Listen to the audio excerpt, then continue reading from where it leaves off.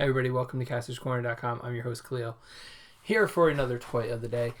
And we're working on some stuff, and so I'm kind of clearing out. And since these toys are kind of newer, I know not a lot of people have gotten the full set yet.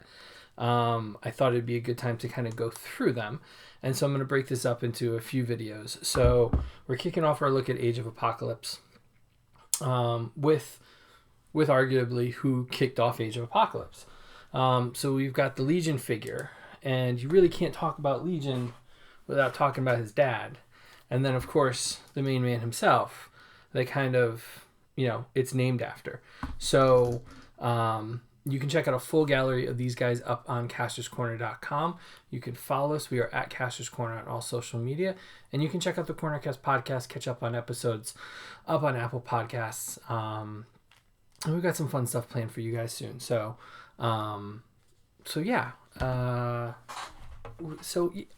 Age of Apocalypse happens to be one of my favorite all-time storylines for the X-Men. I can remember reading it vividly. I remember picking up the books themselves and not knowing anything about Legion himself. And there was no internet then to just go look up about the character. So you had to really read every book and look for details and clues and the behind the scenes and read Wizard magazine to kind of get the full picture. You can't just look up on a Marvel wiki page to find out all the information. And while he is central to the plot because he kicks off, he's the reason, a fight with his dad here, Charles Xavier, kind of kicks off the whole Age of Apocalypse. It's a little weird to have him as a character because there's not much to him as a figure himself. He's in the jumpsuit, right? He's got the bare arms jumpsuit. He's got the bare feet. So it definitely a figure that'll give customizers some extra parts. He's got both open hands and closed hands. He is pretty flexible as a figure.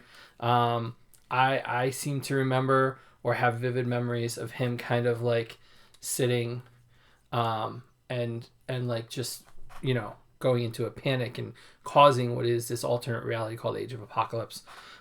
So having him be this flexible and able to kind of pose and not worry about him breaking or anything is a really nice touch for him, to be honest with you, to be able to do this.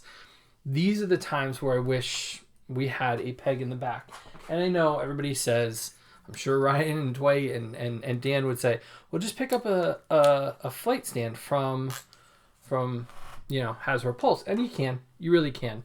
The problem is for us that want to do some photography stuff or want to kind of hide this, even though it's clear, it's still there.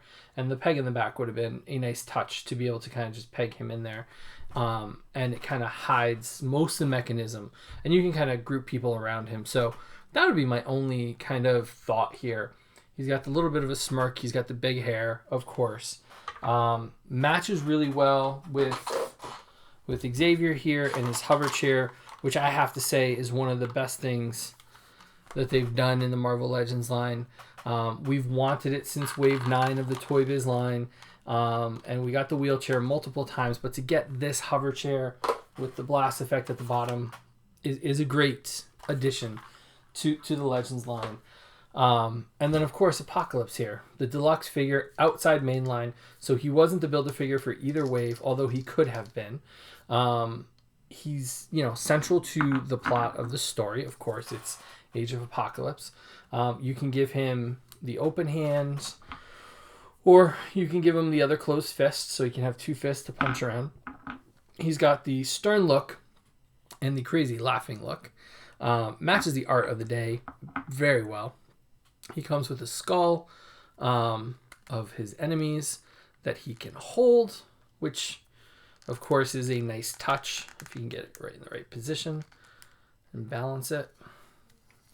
Now that I'm trying to do it on camera, we'll see if it actually happens. So you can balance that in his hand. I personally like the stern look of him. This is how I think of Apocalypse, not the maniacal laughing one. And he comes with a cape, which fits into the shoulder pads. That has a little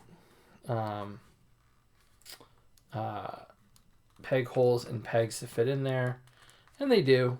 I think it looks okay with the cape. I'm not a big fan of how it attaches. It's not as sturdy as I would like it to be. It definitely pops off rather easily.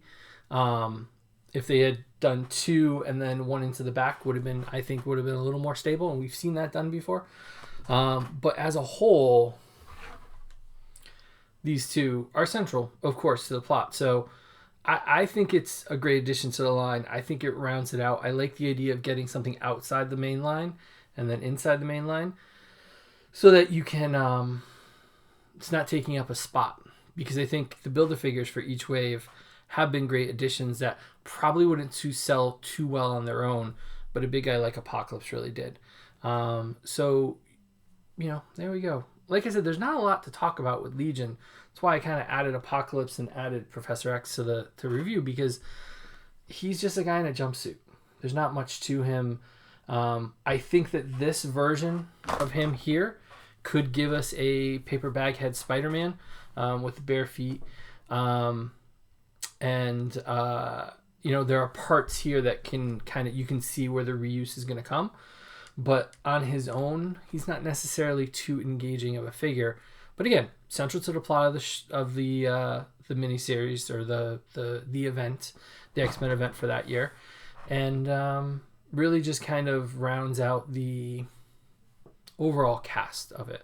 I do think we need one more wave, and as we go through it, I think the only one missing, that would also be central, would be Bishop.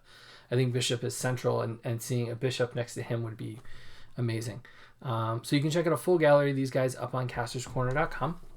You can follow us. We are at Casters Corner on all social media. You see right there. All of our links are down below. Subscribe to this. Subscribe to the podcast. The more of you that subscribe, the more cool things we get to do, and then we get to share them with you. And that's been really the best part of this year. So thank you guys for watching. As we say every night, Jaxie, we love you and we miss you. We wish you were here. And we'll see you tomorrow night here on casterscorner.com for another Toy of the Day. Have a good night, everybody.